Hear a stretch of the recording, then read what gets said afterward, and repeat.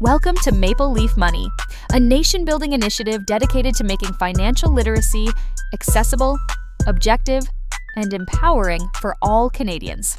In every episode, we bring you lessons, ideas, and stories that strengthen individuals, families, and our collective financial future. Today, we're finishing up Module 4, all about banking, by talking about something that comes up more and more often in everyday conversations about money. And that's online-only banks. You've probably heard the names. You may already use one, or maybe you've wondered whether they're actually safe, or whether you're missing something by not using a traditional bank branch. So today, we want to slow this down and answer a simple question. Are online-only banks a smart, modern option, or are they risky? As always, the goal here isn't to push you in one direction. It's to help you understand the trade-offs so you can choose intentionally. Let's start with the basics. An online-only bank is a real financial institution that delivers its services digitally instead of through physical branches. That means opening accounts, checking balances, moving money, and getting support all happen through an app, a website, or phone support. And this is important to say clearly right up front. Online-only banks in Canada are real, regulated financial institutions. They operate under the same federal laws and consumer protection rules as traditional banks and credit unions. The difference isn't legitimacy.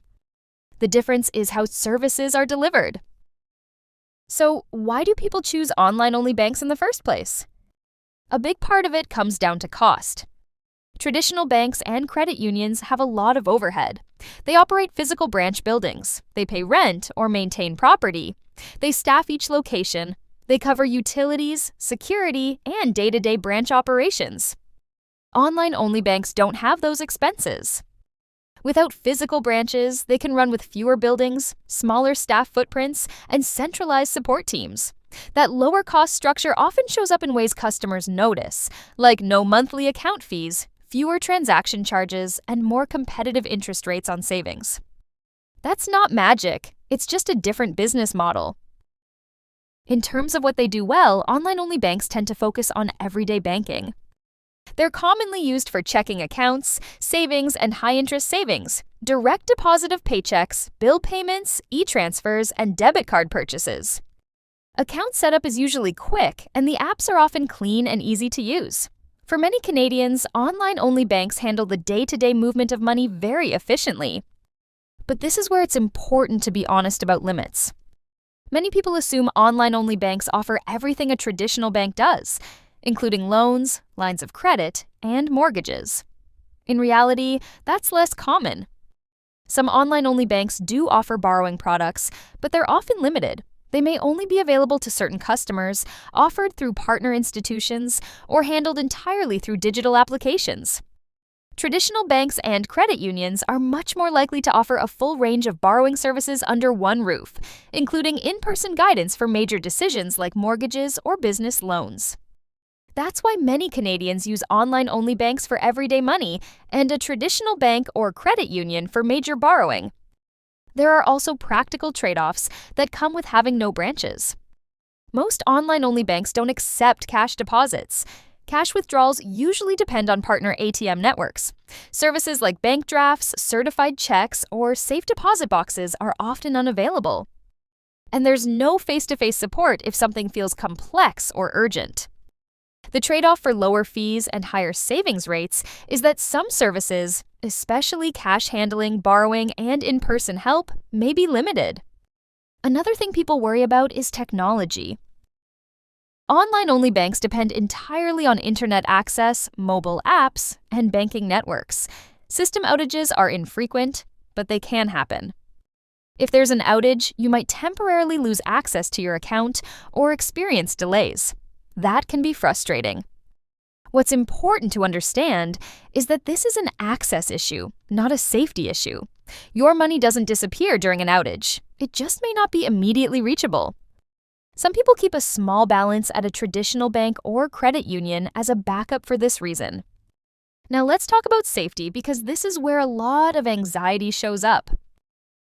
In Canada, online-only banks are regulated under the same legal and supervisory framework as other financial institutions. They must follow federal banking laws, consumer protection standards, and security requirements. Many online-only banks are also members of the Canada Deposit Insurance Corporation, or C.D.I.C. Eligible deposits at C.D.I.C member institutions are protected up to $100,000 per account type. That protection is free and automatic, and it follows the same rules as it does at traditional banks. So safety depends on regulation and deposit protection, not on whether a bank has a physical branch. You've probably heard some of the bigger online-only names in Canada. For example, Tangerine operates digitally and is owned by Scotiabank. Simply Financial is a digital banking brand associated with CIBC, and EQ Bank operates independently but is still C.D.I.C insured. Knowing this helps reinforce that online-only doesn't mean experimental or unregulated. So, who are online-only banks best suited for? They tend to work well for people who are comfortable using digital tools, want low fees and simplicity, have straightforward banking needs, and don't require frequent in-person support. They're especially effective for managing everyday money. And who might prefer a traditional bank or credit union? People who value face-to-face service, deal with cash regularly, need bank drafts, are planning major borrowing, or manage more complex finances often benefit from having a physical branch available. There's no single right choice, and many Canadians use both. Here's a closing reflection for this episode. Online-only banks aren't shortcuts, and they aren't universal solutions. They're tools designed for convenience, simplicity, and low cost. For many people, they work best alongside a traditional bank or credit union, not as a complete replacement. Confidence with money doesn't come from following trends. It comes from understanding trade-offs. When you know what online-only banks do well and where they fall short, you can build a banking setup that actually supports your life.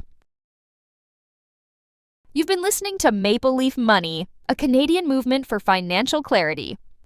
Every choice, every dollar, and every lesson builds toward a stronger future for you, your family, and our country. Subscribe, share, and help grow financial confidence from coast to coast to coast.